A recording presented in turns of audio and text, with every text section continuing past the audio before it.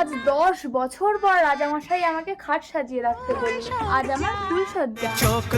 বড় রানী বিছানা ছাড়ো, আমি ছোট রানীকে বিয়ে করে এনেছি। রাজামশাই, তুমি একটা রাক্ষসিনীকে রানী করে আনলে। দাঁড়াও, বড় রানী ছোট রানীকে রাক্ষসিনী বলার অপরাধে আজ থেকে তুমি এ বাড়ির চাকরানী হয়ে থাকবে। যাও, বেরিয়ে যাও।